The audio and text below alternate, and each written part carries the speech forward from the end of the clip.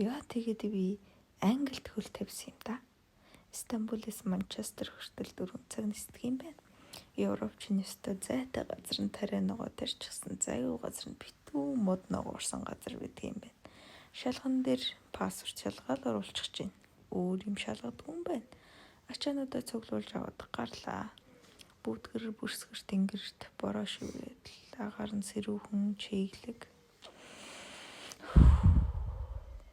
Буруу талдаа рүүлтэй машины урд зүүн гарын дүрмтэй зам дээр явах айгүй сонин тухгүй мэдрэмж төрүүлдэг юм байна лээ.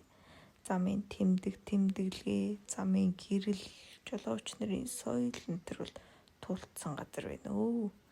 Цаашаа цаг гарan дахиад гэртээ ирлээ. Яг үнийг хэлэхэд үлгэр дотор л яваад байгаа юм шиг санагдчихэв. Гой чулуун байшингууд, олон өнгийн цэцэгс, мод, бут, гудамж. Өмнө Англи явна гэж огт бодож байгаагүй ч нэг л мэдхэд цагаан зэр царайлаад хазганаж явна да гэхгүй юу. Ер нь сэрүүхэн газар байна уу. Амьдралдаа нэг хөлтэй явахад тачгүй газар байна гэж би одоогор бодож байна. Баярлалаа.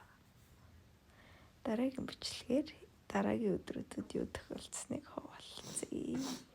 Баяр таа.